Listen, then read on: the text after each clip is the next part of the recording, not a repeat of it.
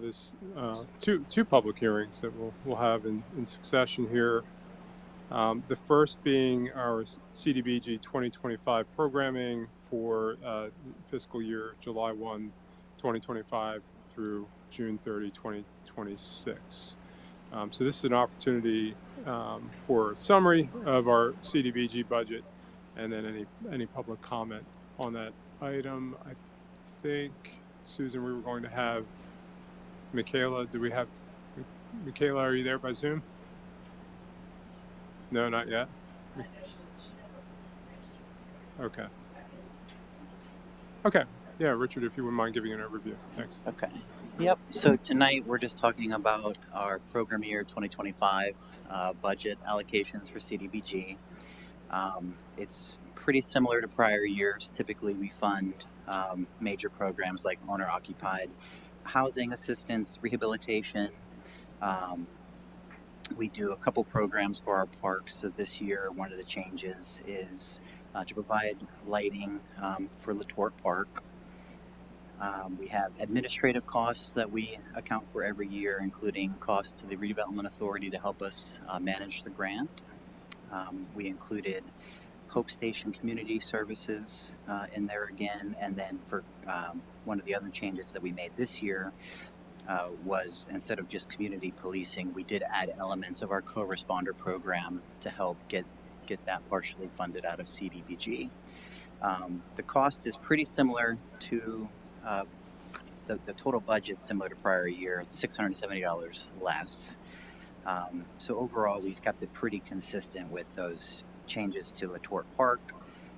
Community policing are the two primary ones. Okay, thank you. Are there any questions from council? None, or comments? Questions or comments? Just to give some timeline, we got our allocation numbers in sort of late this year? Is that correct? They did come in late. They were also late last year. So typically the deadline to submit this proposal to HUD is, I think, July 13th. The Redevelopment Authority preemptively got an extension to submit it July 27th. And when did we actually officially get our allocation, like numbers approximately? I think it was the middle of May, if I'm not mistaken. And we usually get them? I think it's, do you know, Susan, if maybe the beginning of May? I can't say for certain. Okay. It's changed. Sure. Get you that. Yeah, I mean, I think in general, just it's helpful for council to be able to,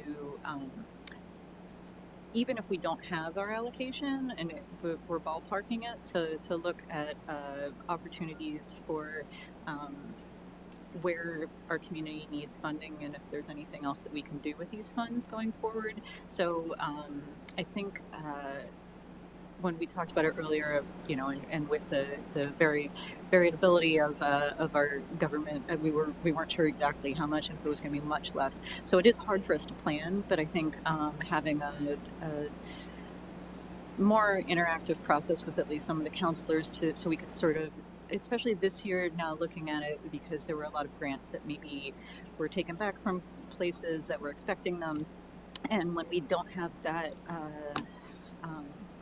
really being able to expect it, sometimes we have to kind of have our ears on the ground and adapt more quickly. So it is good that we have a kind of a general template, but I do want to make sure that we are, you know, since it is community development block grant for the community, just that we ensure that we have that conversation and try to figure out where the funds are going to be most impactful, best shared. So. Thank you, Brenda. And, you know, we have a history of reprogramming funds for needs that come up during any program year. So many times we will come before council, or council will hear a need, and we will reprogram funds from unexpended budget lines in previous CDBG years, as well as we get program income from shop steading loans, etc. So those monies are available, and at any point. And I will just clarify, I know that CDBG funds come with very specific criteria, and so it can't just be given in any sort of area. It's just anything that does fit the criteria that, is of critical importance to the community. And so that's sort of where I want to just make sure that we have time to focus and think if there's anything that we need to adapt each year. Any other comments, questions? None. Anything from the public? This is the CDBG hearing.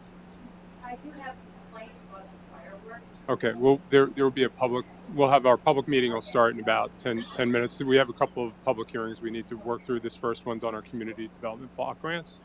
And then we'll have, right after this, we'll have a hearing on a zoning amendment.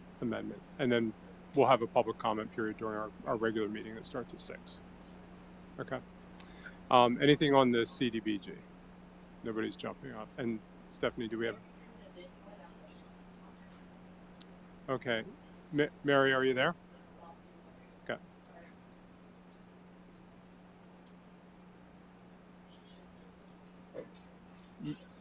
Hi, I am. Hi, Mary.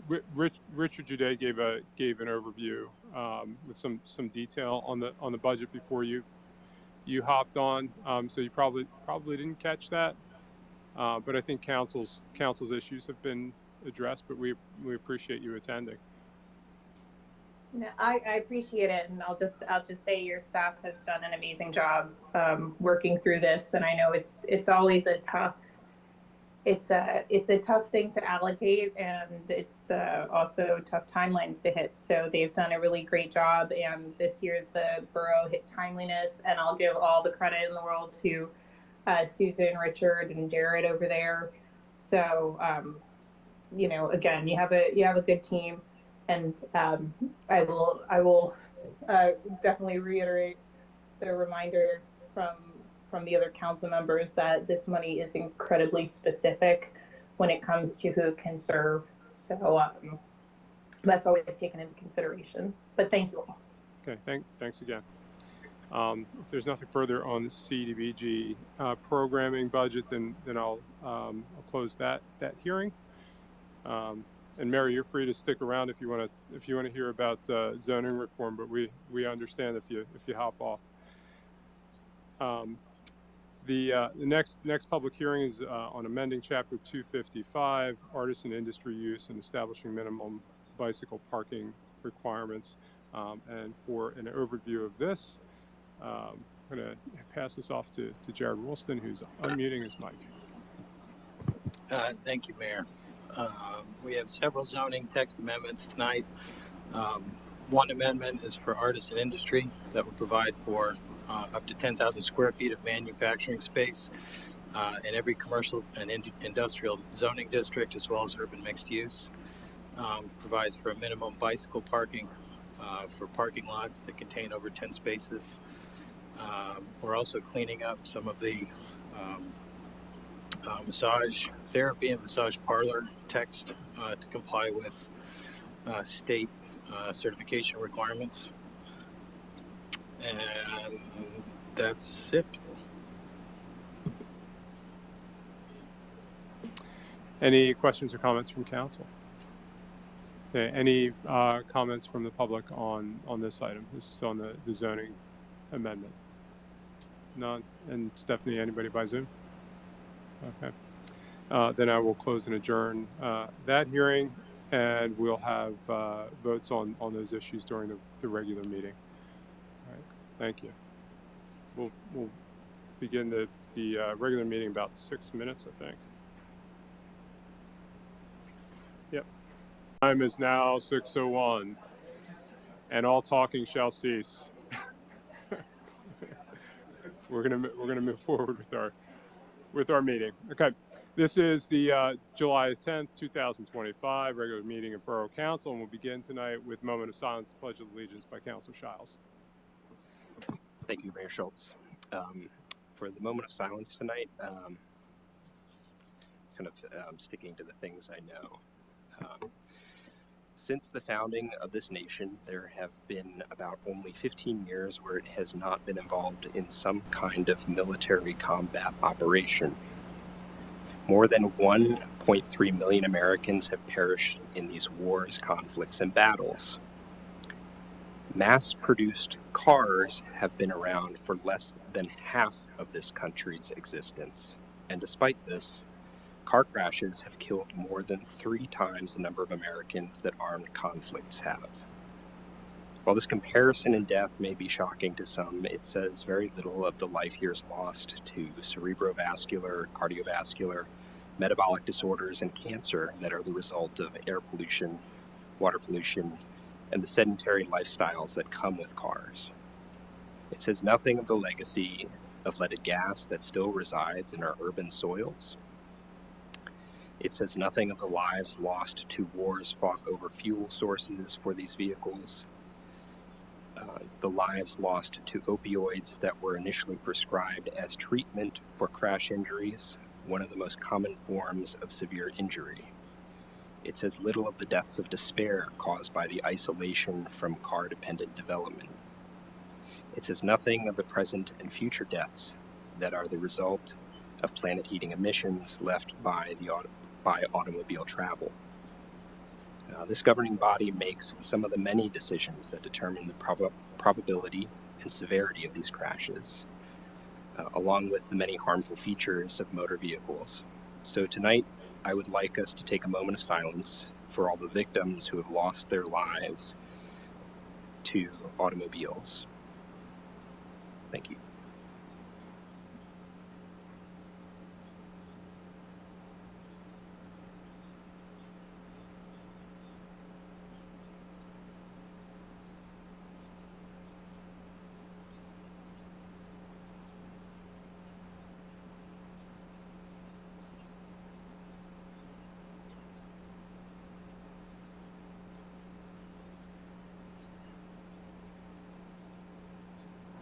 Please rise for the Pledge of Allegiance.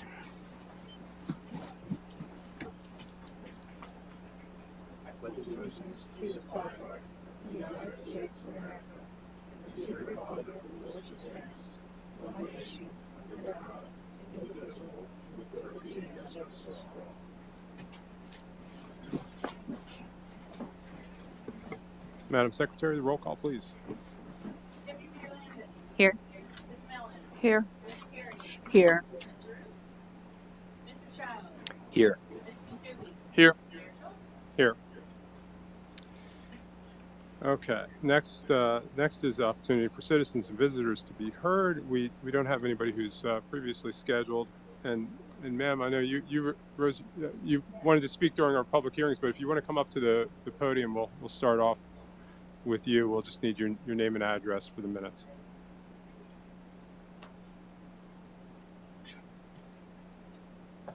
I'm Kathy Baird.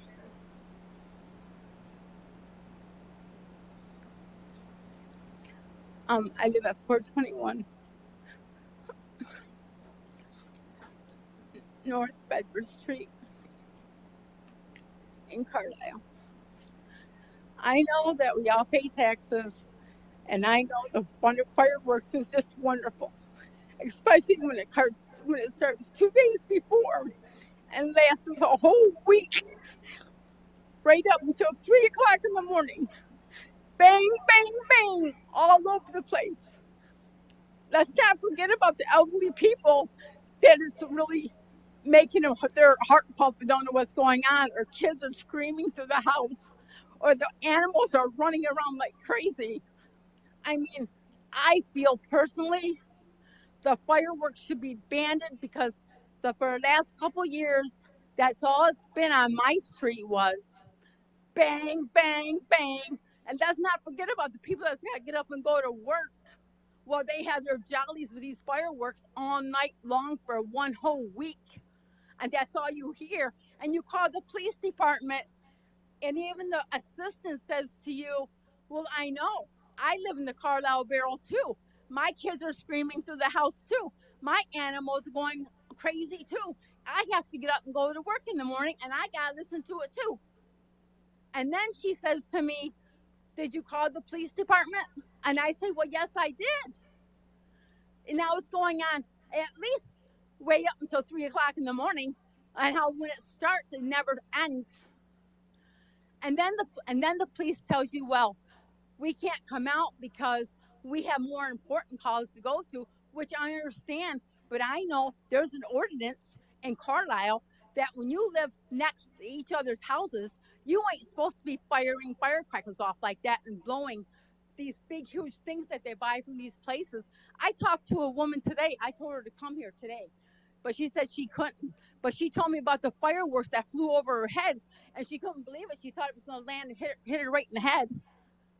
I mean, the fireworks is great, but you know what? I don't think Carlisle is ready for the fireworks. This is why we have designated areas that they do have fireworks at, that apparently it's much for fun or going by what we want. And people's got to listen to this for weeks on end. And let's not forget about the Memorial Day. Well, that went off too like crazy. I think what's happening here, we're forgetting the whole meaning of these holidays that we're having for our own enjoyment. I mean, it's pretty sad when you hate to see the holiday come. To me, in my day, when we didn't have fireworks, holiday meant getting together with a family, going to a designated area to see the fireworks and having a picnic. Not go on for weeks and weeks and weeks and weeks. And started off at 4 o'clock and it ends at 3 o'clock in the morning. That's totally ridiculous. And especially when you live house to house to house in Carlisle, when they're not supposed to be letting off fireworks. And that's what I was told by the police department. But apparently, people don't understand that. I mean, I am totally sick of the 4th of July. The woman assistant I called, the police officer, she said she's sick of it too. She knows. She lives in Carlisle Borough too, and she has to stand it too. And these people don't care. I mean, it goes. Our street was so bad. I thought the police department was down there. I looked down. There's a street no more than 3 houses from me. I seen a whole bunch of boom, boom, boom went off, and I thought the fire truck was down there. And it was all these fireworks going off, ridiculous. And then you think when you're going to finally go to sleep at least 1 o'clock in the morning, the guy across from you is doing the same thing. I mean, it's all over our street. And it's a big joke. Well, what happens if someone's house gets on fire? And it's house to house to house. And you got 5 houses burning up. And people getting caught in the fires. I mean, this is a possibility that could happen. These fireworks are not toys. They're dangerous. Last year in Harrisburg, I went to their fireworks, and we couldn't figure out why it ended within 15 minutes. Well, you know why? They caught people up there as a terrorist, and they arrested 5 of them. They had it on the news the next night. They had it on the news recently before this fireworks day. Be concerned, because this is where terrorists can attack. They didn't even have a fireworks in Harrisburg this year because of last year. I mean, fireworks is great, but we gotta be responsible. We gotta take action the way we act. We act like a bunch of little kids. It's like a little kid. You give a kid a couple pieces of candy. When you're not looking, they're going to go get as much candy as they can and shove it in their pockets and eat it all up and wonder why they got a bellyache. These fireworks is just out of hand. People got to get up and go to work in the morning. They don't care. Animals are running through the house. They don't care. Kids are screaming. They don't know what's going on. And then we got elderly people about ready to have a heart attack. I mean, this shit really happens. Excuse the language, but this stuff really happens. And then you got people that's got to get up and go to work in the morning. And the other people that banged all night long with their happy little fireworks because they had a party or whatever. Look how loud we can be. They're sleeping in bed. Well, you got to get up and go to work the next morning. And then you think you're going to get the rest the next day. Well, surprisingly, you're not going to go to bed the next night either, because they're still having their fireworks. Fireworks is one day a year, not the whole 2 weeks out of the year. And then we got Memorial Day. Well, we got to celebrate that. And then we got the New Year, and we got to have fireworks for that.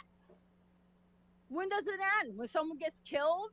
Or maybe when 4 houses catch on fire in a block and somebody dies in the fire because there's not enough fire department. You call the police department. They can't come out because I talked to the police officer called me the day after the fireworks. And he said to me, I'm sorry, Mrs. Bird, I'm sorry that I couldn't come out. What happened? And I told him, you know what his response was? Something's got to be done about these fireworks.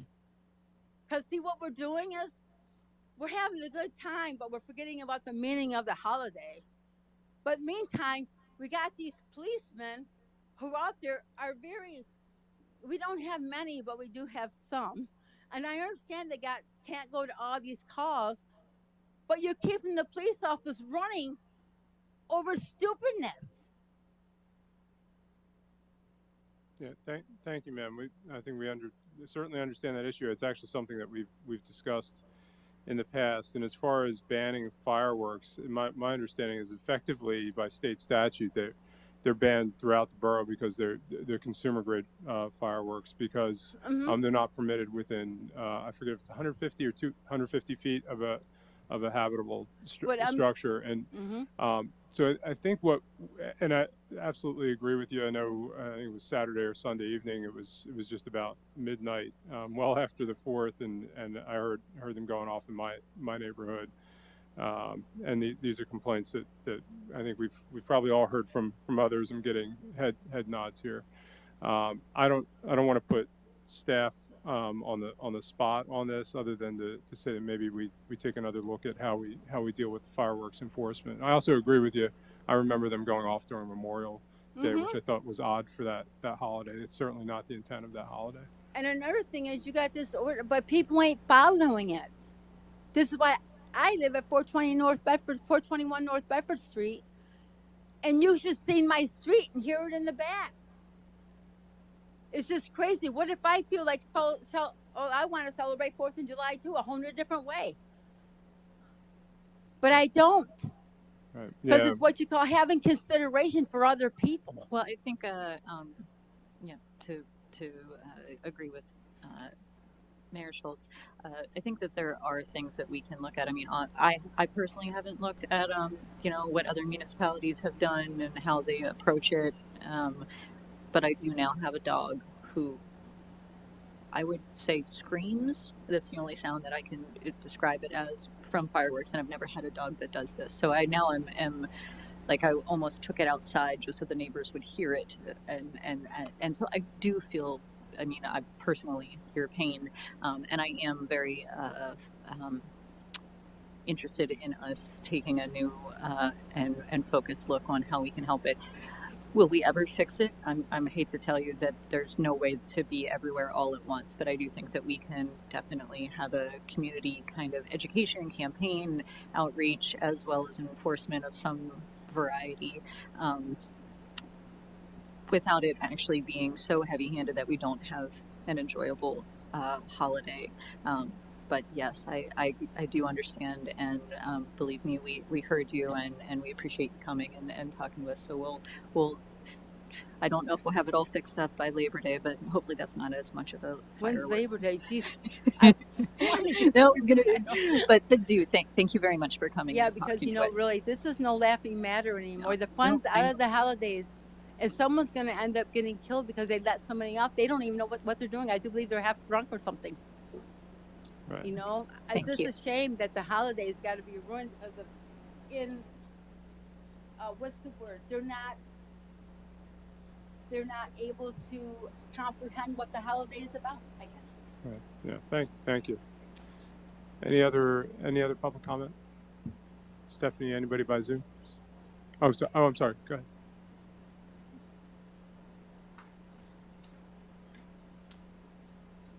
Good evening, y'all. Eric Smith, 121 Southeast Street.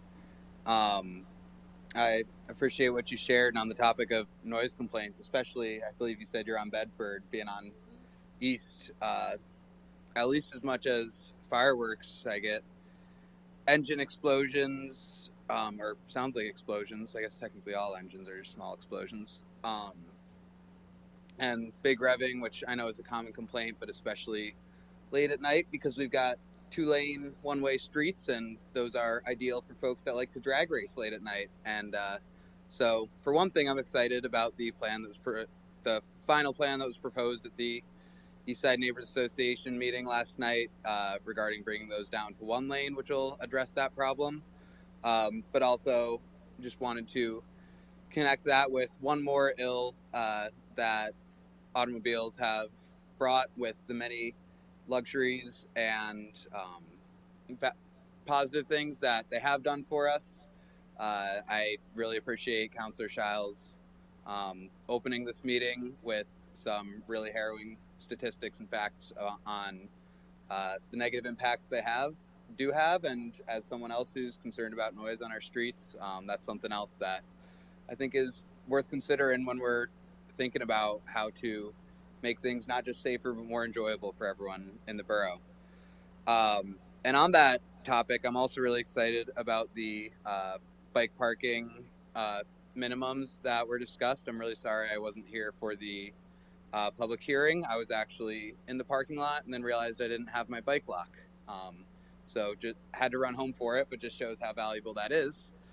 And on the topic of locks, in fact, I was discussing this with some of our friends, such as Jen McDuffie, that I know many of you know, at the tool library a little bit before this, and they are some folks there are much more experienced bicycle advocates than myself, and pointed out the importance of quality of bike parking. There is a lot of parking around town that is some version of a bunch of thin slats next to each other, or even wide, but it's just a slat you slide your bike into and then lock it. Often these don't allow the maneuvering needed to use U-locks, which are much more secure, or even force you to only lock your front wheel, which in most modern bikes can be easily removed without sound in about 60 seconds, or tools. So I am really glad that this is being implemented and hope it is, but I hope that there are efforts to strengthen it in the future to make sure that the businesses it applies to don't just go for the corner cutting option that excludes many forms of bike, and also don't actually accommodate the number of bikes they claim because they're made for very specific models of tire and frame. Continuing on that, I'm also excited to see the proposal for a shared use path along Wagner's Gap Road that I think will be extremely useful. But I was curious, and since I believe it was Public Works last month too, Councillor Stubbe gave me some great answers about questions I had. I'd just be curious to hear when that is voted on, why item 5 is already being considered when, from my reading, item 4 is only applying for grant funds, whereas item 5 already awards those funds to a contractor, which bypasses the usual minimum eligible bid, I believe it was, or something like that. The lowest responsive bidder that we usually go through for things like this. I imagine there's a good answer, but out of enthusiasm for the project, would be curious to hear about it. Finally, this might be the longest I've gone without mentioning the welcoming ordinance, so that's what I'd like to pivot to here. For that and many other topics, last week has me thinking about disaster response, since we had a really impressive response after that intense storm. But to me, it was kind of a wake-up call. That's just a taste of what's to come, the same way that Asheville, a supposed climate haven in North Carolina, got hit with a hurricane last year. That was a wake-up call for many folks I know, and this was the same for me. Like, that can happen here, and that is probably just a taste of what we'll get in the coming years, and I guarantee just a small sample of what we'll get in the next couple decades. And on both of those themes and many more, I just want to underscore broadly my feeling as a citizen that while I know many of our actions on larger issues like this, especially ones that are covered by state and federal agencies as well, and therefore there are often many resources available through those agencies that we depend on, that I also feel it is important for us to consider the volatility of those higher level governments. I much like our reliance on fossil fuels for our borough fleet, I know it's something that can't be switched off and can't be changed easily. It's a long term thing, and my ideal version of it would probably never come to pass. But I do think that with the welcoming ordinance, especially, I know many of the challenges holding it up have been because of the speed of change at the federal level that changed the playing field, that determined whether or not it is safe or reasonable to implement something like that. And I find it really frustrating that the large federal government is able to move fast and break things, to use a term that many of the folks there now like to use that comes from the business world. And I'm not a fan of it, but it's how they're acting, is they can move fast and break things. I've found it frustrated that they can move so quickly and we, as a much smaller and more directly democratic entity, cannot. Like I said, I know there's a lot of structural reasons for that, but it's something I think we should all be considering, is that the past few months, and I think at least the next few years, if not more, are showing us that we cannot always rely, whether it's disasters or protecting our neighbors, on the support of state and federal government. And therefore, as much as possible, I want to prioritize relying on each other here in the borough, which includes both things like organizing neighborhood disaster relief plans that I'm excited to do however I can, but also things like making sure that we as a community are standing up and saying we will protect each other wherever and however needed, such as through mechanisms such as a welcoming ordinance. Those are just a couple topics where I think it's relevant, but really I want to express my emphasis and belief in relying on each other, because as much as it is built into the system and does have valuable though dwindling carrots to offer us, the stick of dealing with and especially becoming dependent on, or continuing to be dependent to the level we are on, state and federal agencies seems like a real problem for the borough, I believe, in our community in the years going forward. And I want to continue to rely on my neighbors, the people that I know, who know me, and we trust each other. And I hope that we can reflect that with our actions within this council and beyond as well. Thank you. Thank you. Anyone else? Go ahead.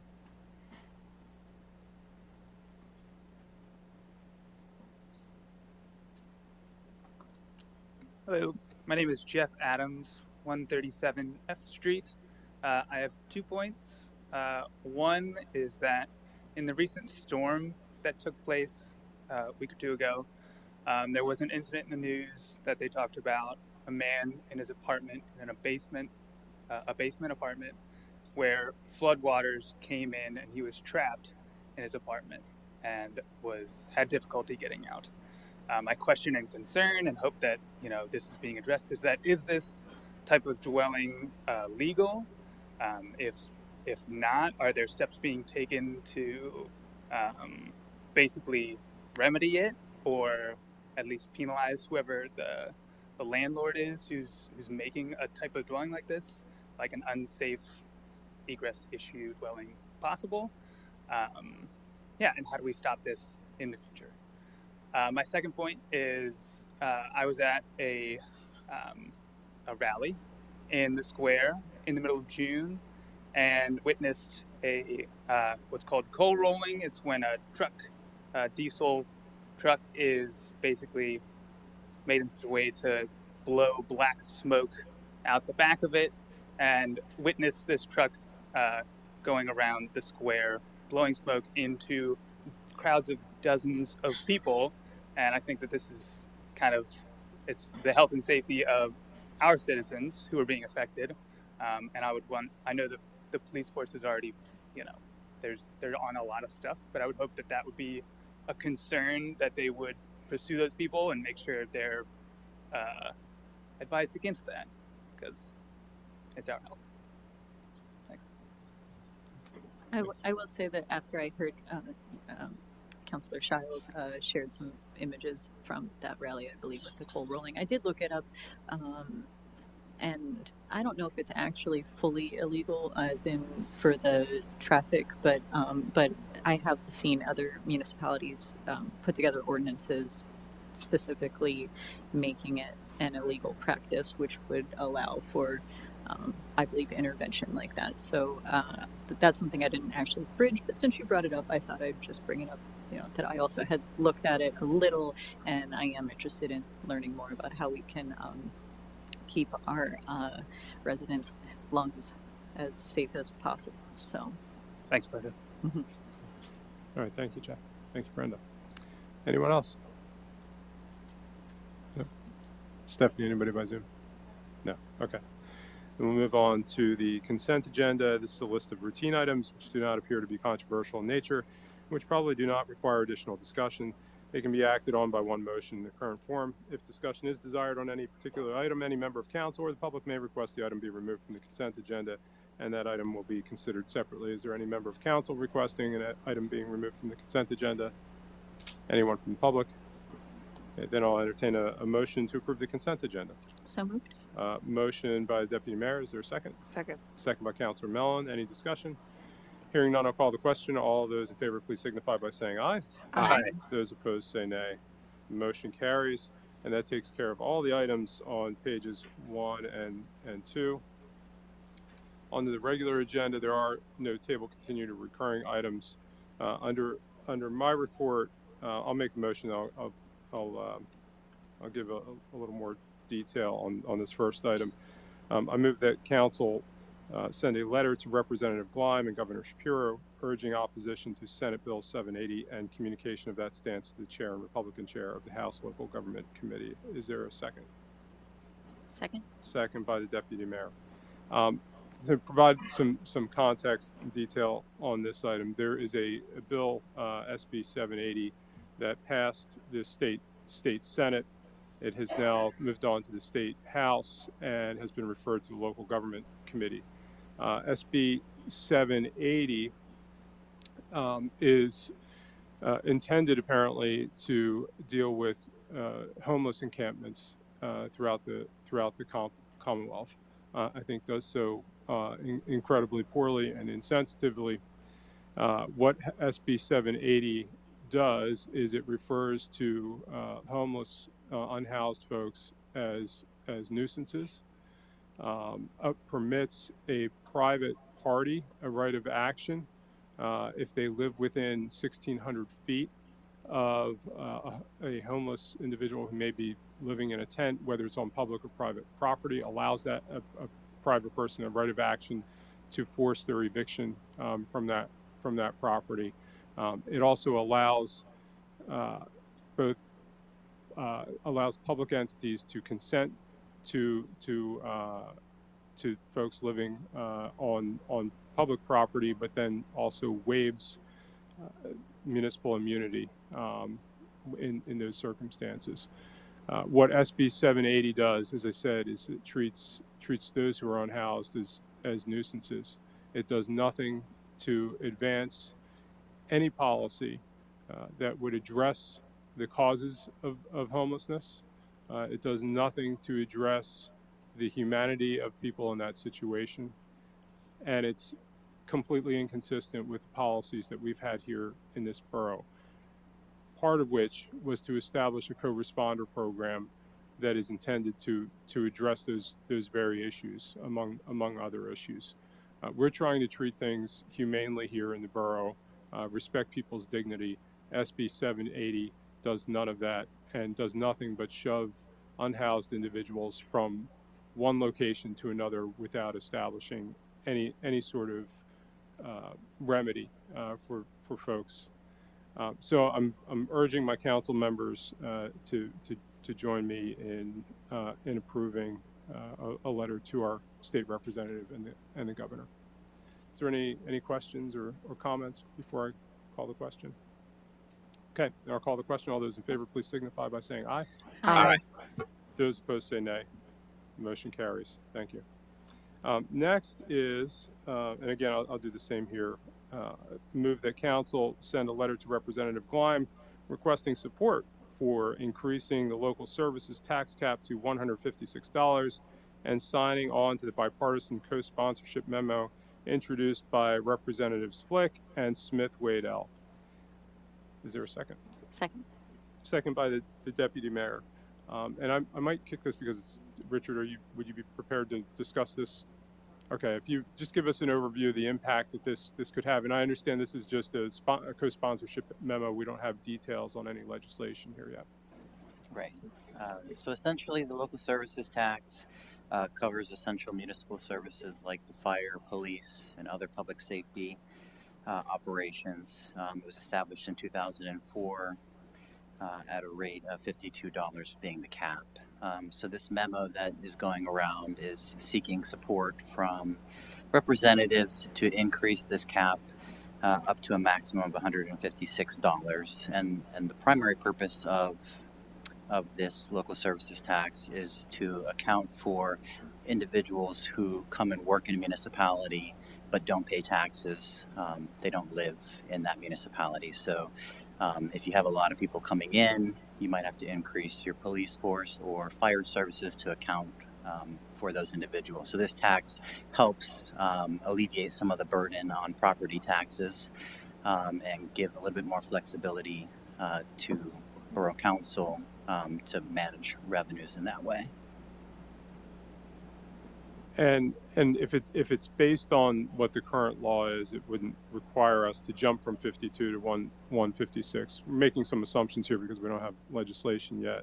I think it's also important to note that while that LST has remained stagnant since 2004 at $52, just some core services like our fire department and police department their costs have increased by 90%. In that period of time, so an adjustment to this is needed. I'd also suggest it might be helpful in our letter to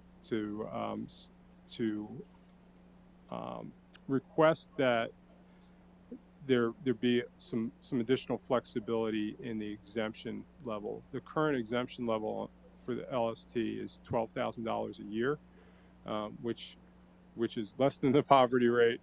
And I look to Councilor Mellon because I know those issues are important. They're important to all of us, but I know particularly especially you. And it would be nice to have some flexibility in how we might adjust that exemption in increments. You were reaching for your mic. I was going to. Okay. Any other questions or comments? Okay. Then I will call the question. All those in favor, please signify by saying aye. Aye. Those opposed say nay. The motion carries. And that's all on my report, budget and finance. Thank you, Mayor Schultz. I have one item for this evening. I make the motion that Borough Council adopt a resolution approving the return of one asset back into service and also approve the sale and disposition of vehicles and other equipment listed in Exhibit A of the resolution that may be sold through auction.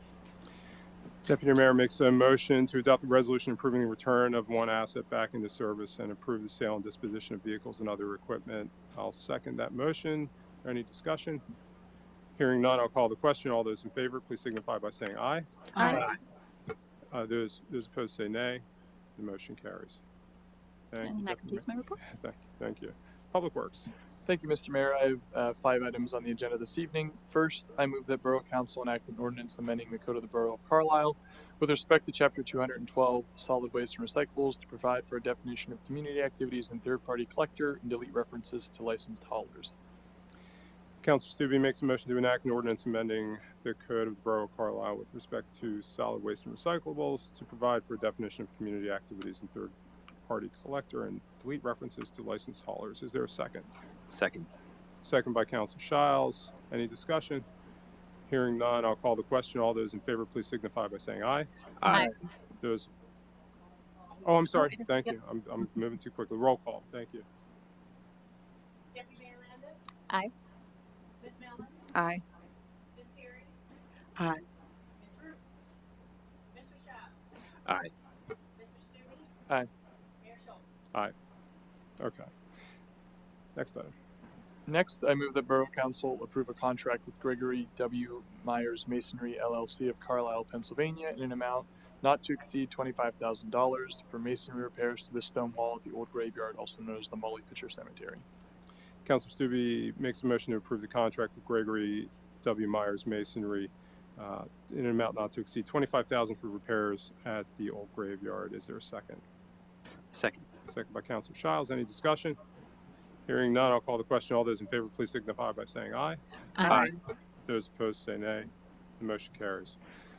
Next, I move that Borough Council approve the purchase and installation of 2 replacement spur gear drives for 2 of the 4 secondary clarifiers at the wastewater treatment plant from Blooming Glen Contractors Incorporated of Skippack, Pennsylvania for $148,000 through the Commonwealth of Pennsylvania's Cooperative Purchasing Program, CoSTARS number 016-E23-281. Councilor Stube makes a motion for the purchase and installation of 2 replacement spur gear drives for 2 of the 4 secondary clarifiers at the wastewater treatment plant. Is there a second? Second. Second by Councilor Shiles. Any discussion? Hearing none, I'll call the question. All those in favor, please signify by saying aye. Aye. Those opposed say nay. The motion carries. Before getting to the next 2 items, since there was a question about them, I did just want to try to address that, and I'll defer to staff if I'm mistaken here in any way. But maybe it would be better if they're in the other order on here. But item number 4 is related to the borough applying for a grant for the actual construction of the pathway along Wagner's Gap, whereas item number 5 is a contract just for the design of the work. The borough already has budgeted for the contract for design of the work in the budget, and part of that is actually from a federal grant that the borough had received, and a requirement of that is that we would have design for the project. So essentially, item number 5 is design for the work. The grant that we'd be applying for under item number 4 would be for funding for the actual construction project. So when the design work is done, the borough would still need to contract with another contractor for the actual construction itself. Am I correct on that? Okay, gotcha. So that was just wanted to provide the clarification there. So to that end, I'll move that Borough Council approve a resolution authorizing staff to apply for a Commonwealth of Pennsylvania multimodal grant from the Commonwealth Financing Authority in the amount of up to $3 million for the construction of a shared use path and other safety enhancements along Wagner's Gap Road, PA 74. Councilor Stube makes a motion to approve the resolution authorizing staff to apply for a multimodal grant from the Commonwealth Financing Authority for an amount up to $3 million. Is there a second? Second. Second by Councilor Shiles. Any discussion? Hearing none, I'll call the question. All those in favor, please signify by saying aye. Aye. Those opposed say nay. The motion carries. And next, I move that Borough Council approve the selection of Dawood Engineering Incorporated to provide design services for the borough's Wagner's Gap Shared Use Path project. And on July 14, 2025, issue notice of intent to award to Dawood Incorporated and authorize the mayor to execute a contract between the borough and Dawood Incorporated, the terms of which are to be negotiated and acceptable to the borough manager and the borough solicitor, and upon execution of the contract by both the borough mayor and Dawood Engineering Incorporated, provide notice of the award and notice to proceed to Dawood Engineering Incorporated. Councilor Stube makes a motion that's very long to summarize. To approve the selection of Dawood Engineering to provide design services for the borough's Wagner's Gap Shared Use Path project, to issue notice of intent to award to Dawood, to authorize me to execute the contract, and upon execution of the contract by both me and Dawood, to provide the notice of award and notice to proceed. I thought that was a pretty good summary. Okay, is there a second? Second. Second by Councilor Shiles. I think before I call the question, I think there was also a question on this, on why there wasn't a public bidding process. These are professional services, so that public bidding process doesn't require that. That said, we do an RFQ in those cases. Those were due on June 26th. There were 13 submissions. With professional services, it's not always just just the dollar amount. It's the qualifications of the particular firm, and so there's a judgment that includes that too. Okay. Is there any comment on this or questions on this item? Just really quick. I believe Dawood is the one that's also doing our East and Bedford Bay, and I feel bad because they brought forward a plan which was very good, but we also kind of changed it after a lot of investment was already put in. So there is like a basic diagram on page. Well, it's actually at the very end. It says page 3 of 10, but it's just an overview of the lanes. Greens space shared use path. I think it's much less complicated than the East and Bedford, but I just want to make sure that that seems like what we council wants to go for, and that we don't have them bring a plan to us and then we all kind of change it and then make them go back. So I just want to make sure that that this is what we're asking of this design group to work on, and that we don't throw a wrench in their gears like we do. I did it, I admit that, but I am happy with the outcome. But I'm trying to so this looks okay. Did you look, Mitch? Okay, I got the Mitch okay. I feel like that's that's good. Okay, that's all I wanted. Okay. And any other comment or questions? Okay, now I'll call the question. All those in favor, please signify by saying aye. Aye. Those opposed say nay. The motion carries. And that concludes my report this evening. Thank you. Sustainable Community and Economic Planning. Thank you, Mr. Mayor. I have 7 items on my report or my agenda for tonight. The first being that Borough Council may consider approving the Borough of Carlisle's proposed program year 2025 Community Development Block Grant Budget. Councilor Shiles makes a motion to approve the Borough of Carlisle's proposed program year 2025 CDBG budget, which was subject to the hearing we had earlier. Is there a second? Second. Second by the Deputy Mayor. Is there any discussion? Hearing none, I'll call the question. All those in favor, please signify by saying aye. Aye. Those opposed say nay. The motion carries. My second item for tonight is that Borough Council may consider enacting an ordinance amending the code of the Borough of Carlisle, Chapter 255 zoning by adding, modifying, and deleting certain definitions, providing for artisan and industrial use, and establishing minimum bicycle parking requirements. Councilor Shiles makes a motion that was also subject of an earlier public hearing to enact an ordinance amending the code of the Borough of Carlisle zoning chapter that adds, modifies, and deletes certain definitions, provides for artisan industry use, and establishes minimum bicycle parking requirements. Is there a second? Second. Second by the Deputy Mayor. Madam Secretary, the roll call vote, please. Deputy Mayor Landis. Aye. Ms. Mellon. Aye. Ms. Perry. Aye. Mr. Shiles. Aye. Mr. Stubbe.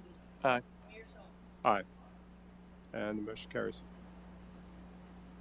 Thank you, Mr. Mayor. On my third item for tonight, Borough Council may consider and possibly adopt an ordinance amending the code of the Borough of Carlisle, Chapter 183, Property Maintenance, establishing procedures and requirements for the demolition of buildings and structures in the urban mixed-use district.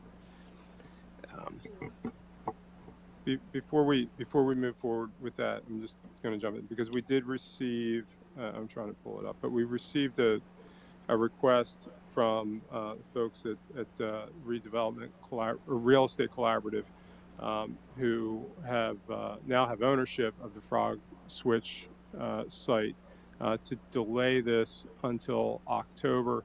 They have a lot of environmental due diligence that they're working through and would like some time to make sure they understand how this ordinance would impact their site before we would proceed with this.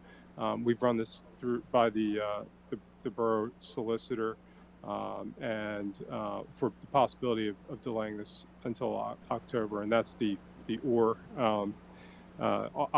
alternative that we have below. If there's no objection to delaying this until October, I'd suggest we move forward with the delay until October and have that motion made instead. And you do have pending ordinance doctrine, right, which still prevents everything from happening. Right. So any changes would continue to apply. Yep.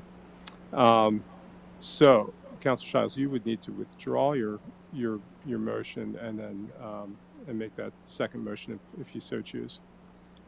Sure. If just October 9th. Sorry, I'll withdraw that motion and I'll read the second one.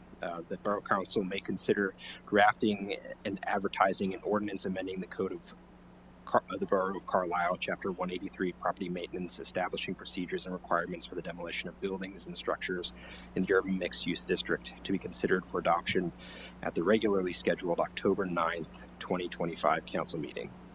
Council Shiles makes a motion to draft and advertise an ordinance amending the code of the Borough of Carlisle, Chapter 183, Property Maintenance, establishing procedures and requirements for the demolition of buildings and structures in the UM district.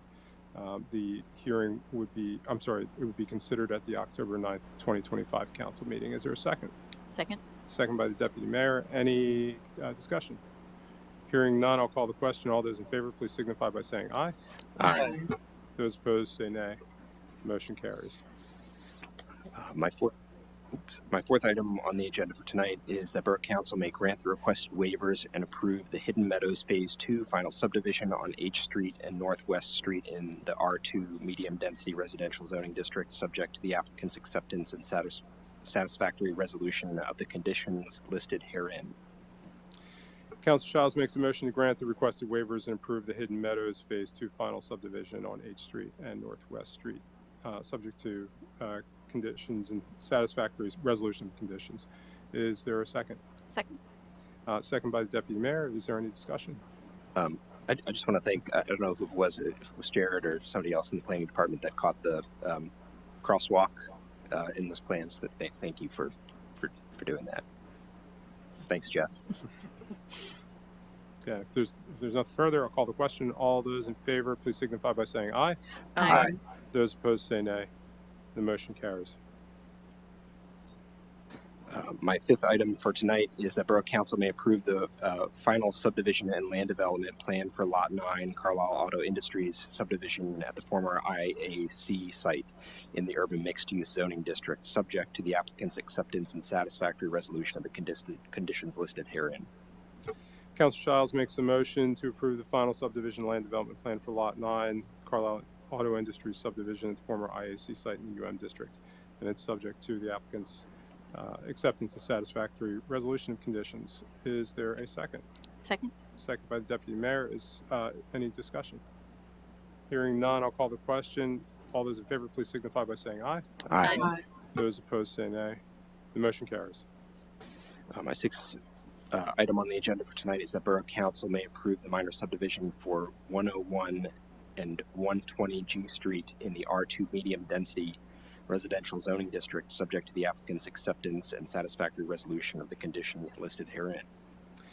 Council Shiles makes a motion to approve the minor subdivision for 101, 120 G Street in the R2 medium density zoning district, subject to the applicant's acceptance and satisfactory resolution of conditions. Is there a second? Second. Second by the Deputy Mayor. Is there any discussion?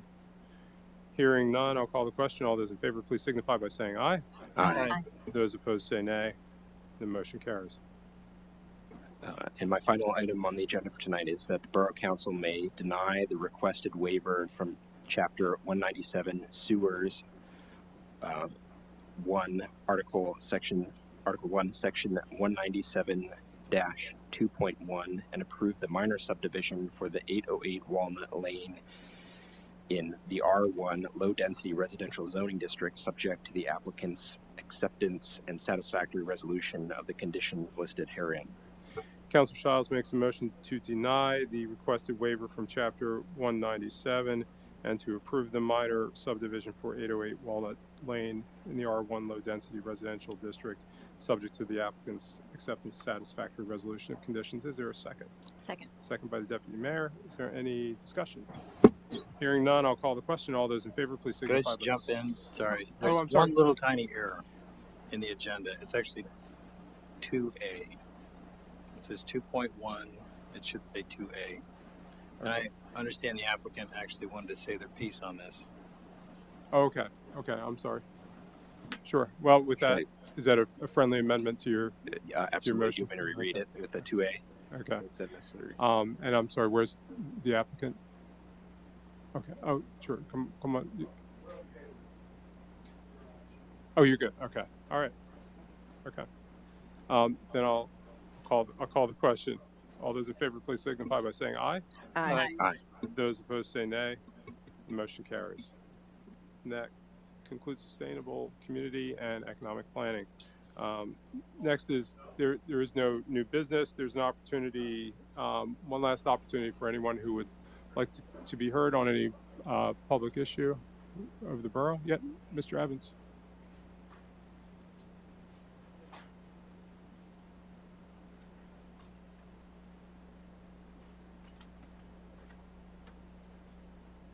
Good evening. James Evans, 157 B Street. I'm not here to complain. I'm here to say thank you, Mr. Bergstein, Jeff, for the quick turnaround on getting the halt lines at both Pitt and West Street the day after. I think it was the day after, right before 4th of July. So thank you. I have paid close mind, so it looks like some people are stopping. So it looks like they may be working. I don't think it'll get 100% of people, but I think it does help, and I want to thank you guys for the quick turnaround on that. Thank you. Sure, you're welcome. It never is 100%, but it's better than zero. Yeah, we increased a few percent. All right, all right. Thank you. Thank you. Anyone else? Go ahead, Mr. Smith.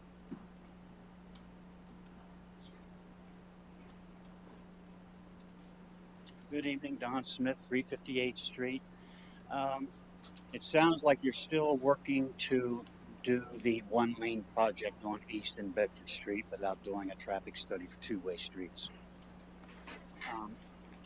I appreciate the opening moment of silence. When I was 12 years old, my neighbor was in a car accident, went through the windshield. She was a pretty lady. After that, I couldn't look at her. It took me years. My mother was in an accident when she was about 78 years old, broke both her legs, died 13 months later. She got a bunch of money. It changed the family forever. I'm not sure cars are the problem. So when I was at the Alliance Church meeting a couple years ago when they first brought up this calming project, there was one representative there, I don't see him here now, but he mentioned that the borough had a high accident rate. And if that's true, I think we should know what it is and what's causing it. You have a net zero policy I don't think is working. And so before we proceed with these transportation projects that you want to implement, we need to be certain that they're safe. And I don't think the East Street and Bedford Street plan is safe for us, or the net zero policy. So I just think we need to look at those things. Thank you very much. Thank you, Mr. Smith. I'll just comment on this item. One, we obviously there's a lot of engineering that went into this project. There are some statistics that two-way streets are safer than one-way streets, but that's when one-way streets are the same width as two-way streets.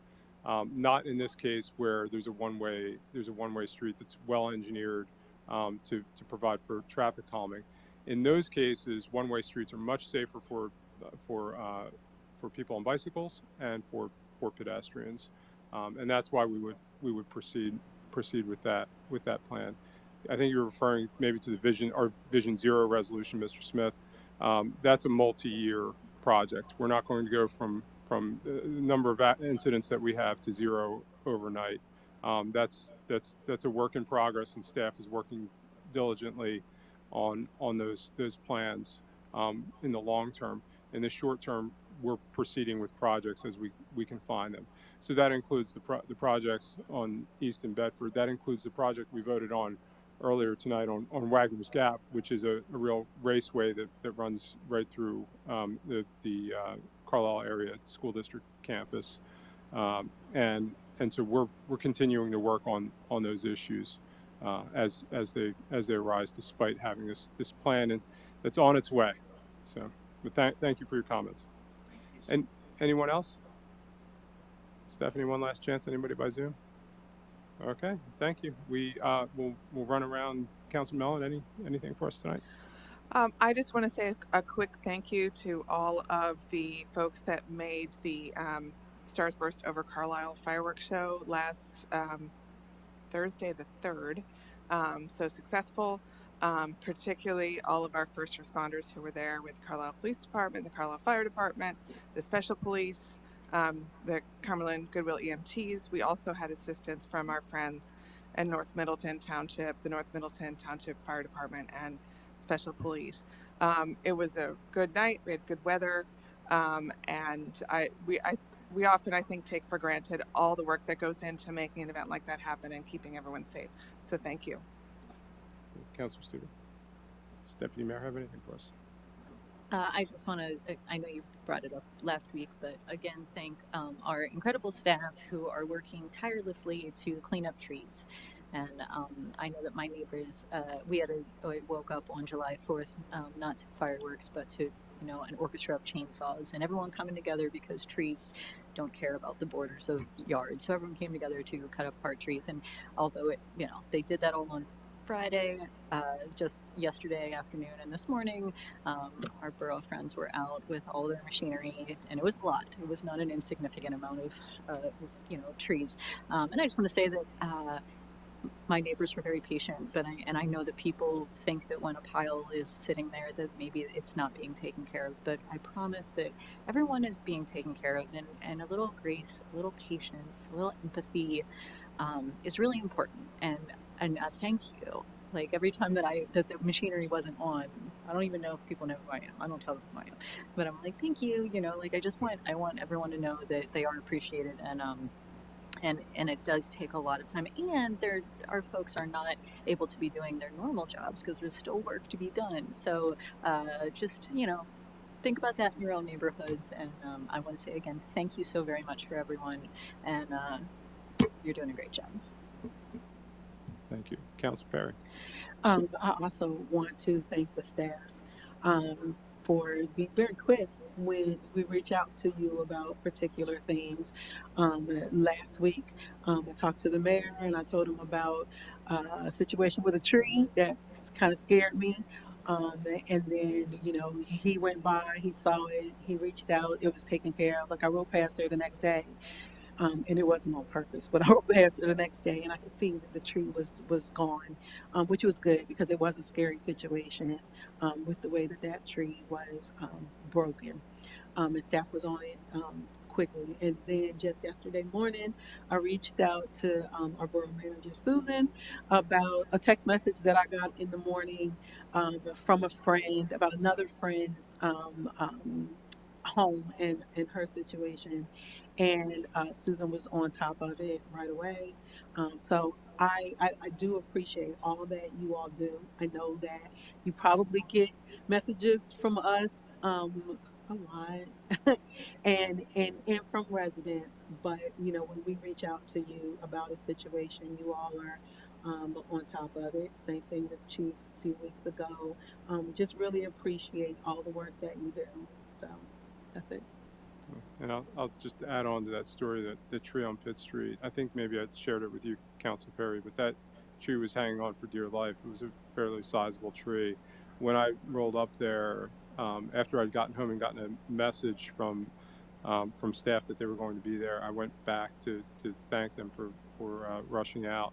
When I arrived, there was someone parked under that tree, and they had to have her move, obviously. But they were right on it, I think, within 15 minutes. So it was incredibly quick job, and well done.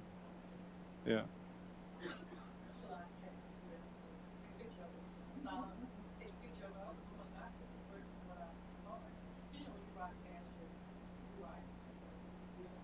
You're trying to pay attention to the road. we prefer you do that. All right. Councilor Shiles, anything? I would just, repeat everything that Councilor Landis and Councilor Perry said. It's amazing that we're just 70-some trees down in the borough. Is that correct, Susan? The speed at which that was cleaned up is, I know there's probably still things around, but other than that, for Stephanie's sake of brevity, I will be quiet at this point. Thanks, Councilor Shiles. Does the borough manager have anything for us? I just want to thank you for recognizing our phenomenal staff. They are doing a tremendous job. I think they do a tremendous job on a daily basis. But certainly the last week, you couldn't ask anything more out of them. They are dedicated to this community. They understand what public service is about, and I'm proud that I'm a part of their team. And so thank you very much. I hope to convince them to come publicly to be recognized, but we'll see. They're shy folks. Chief Landis, sorry to put you on the spot. I know we have an honorary officer who's having a rough time right now. I don't know if you want to just mention that, because I don't know that all of council is aware of our honorary officer. Thank you so much, Mr. Mayor, for just remembering this young guy. Connor Taverna is 6 years old. He's suffering from inoperable brain cancer. In fact, 2 years ago, the mayor swore him in as a police officer at the YMCA. And this little guy, he loves firefighters and police. So this past Monday, Corporal DeMartello arranged for a parade. My wife told me to quit saying the drive-by. But a parade of fire trucks, police officers, and across the county. We had about 80 police vehicles and fire vehicles out there. It was just incredible. And it's a shame because this guy is fighting, for his life. And, to see the difference between how he was last year and even now is very tough. But I sent a letter to all the chiefs of police thanking them and the fire department and the emergency services. That's what service is all about. And we thank you for recognizing young Connor. There we go. That's when he got sworn in. And the officers came out on their own time, especially for that event. He's just, a remarkable young man. But the future does not look that great for him right now. He's a bright light of a kid, and its family's really going through something that I think is unimaginable for many. So, Chief, thank you to you and your officers for putting that together for him. I'll relay that, sir. And keep them. If you believe in praying, this is a good time. All right, thank you. We are adjourned. Thank you.